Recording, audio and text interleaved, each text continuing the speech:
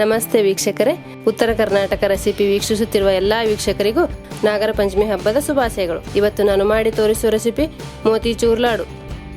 ಮೋತಿಚೂರ್ ಲಡ್ಡು ಮಾಡಲು ಬೇಕಾಗಿರುವ ಸಾಮಗ್ರಿಗಳು: ಮೊದಲನೇದಾಗಿ 1 ಕಪ್ ಕಡಲೆ ಹಿಟ್ಟು, 2 ಟೇಬಲ್ ಸ್ಪೂನ್ ಸಣ್ಣ ರವೆ, 1 ಕಪ್ ಸಕ್ಕರೆ, ಚಿಟಿಕೆ ಅಡಿಗೆ ಸೋಡಾ, 2 ಟೇಬಲ್ ಸ್ಪೂನ್ ಲಿಂಬೆಹಣ್ಣಿನ ರಸ, ಚಿಟಿಕೆ ಏಲಕ್ಕಿ ಪೌಡರ್, ಚಿಟಿಕೆ ಆರೆಂಜ್ ಫುಡ್ ಕಲರ್, 4 ರಿಂದ 5 ಗೋಡಂಬಿ, 8 ರಿಂದ 10 ಒಣ ದ್ರಾಕ್ಷಿ.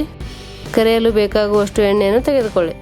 ಮೋತಿಚೂರ್ ಲಡ್ಡು ಮಾಡುವ ವಿಧಾನ: ಮೊದಲಿಗೆ ಒಂದು ಬೌಲ್ನಲ್ಲಿ 1 ಕಪ್ ಕಡಲೆ ಹಿಟ್ಟನ್ನು ಹಾಕಿ, 2 ಟೇಬಲ್ ಸ್ಪೂನ್ ಸಣ್ಣ ರವೆಯನ್ನು ಹಾಕಿ, ಚಿಟಿಕೆ ಅಡಿಗೆ ಸೋಡಾ ಹಾಕಿ, ಚಿಟಿಕೆ ಆರೆಂಜ್ ಫುಡ್ ಕಲರ್ ಹಾಕಿ, ಸ್ವಲ್ಪ ಸ್ವಲ್ಪ ನೀರನ್ನು ಹಾಕುತ್ತಾ ಚೆನ್ನಾಗಿ ಮಿಕ್ಸ್ ಮಾಡಿಕೊಳ್ಳಿ.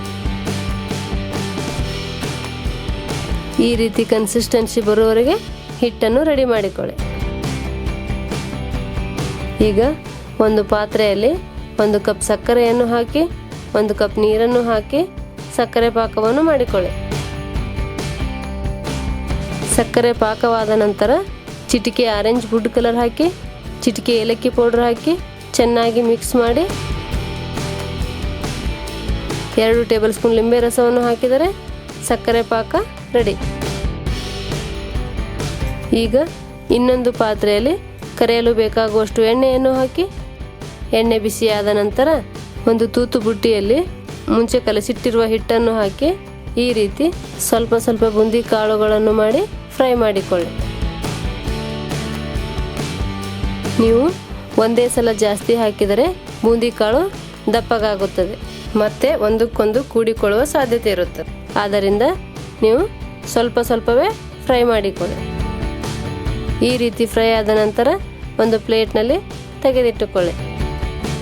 ಈಗ ಮುಂಚೆ ತಯಾರಿಸಿಟ್ಟಿರುವಂಥ ಸಕ್ಕರೆ ಪಾಕದೊಳಗೆ ಕರೆದಿರುವ ಬೂಂದಿ ಕಾಳನ್ನು ಹಾಕಿ ಚೆನ್ನಾಗಿ ಮಿಕ್ಸ್ ಮಾಡಿಕೊಳ್ಳಿ. ಅದಕ್ಕೆ ಸ್ವಲ್ಪ ಸಣ್ಣ ಕತ್ತರಿಸಿದ ಗೋಡಂಬಿಯನ್ನು ಹಾಕಿ, ಸ್ವಲ್ಪ ಒಣ ದ್ರಾಕ್ಷಿಯನ್ನು ಹಾಕಿ ಈ ರೀತಿ ಚೆನ್ನಾಗಿ ಮಿಕ್ಸ್ ಮಾಡಿ. ಈಗ ರೆಡಿಯಾಗಿರುವಂಥ ಮಿಶ್ರಣದಿಂದ ನಿಮಗೆ ಯಾವ ಸೈಜಿನಲ್ಲಿ ಬೇಕೋ ಆ ಸೈಜಿನಲ್ಲಿ ಉಂಡೆಗಳನ್ನು ಕಟ್ಟಿಕೊಳ್ಳಿ.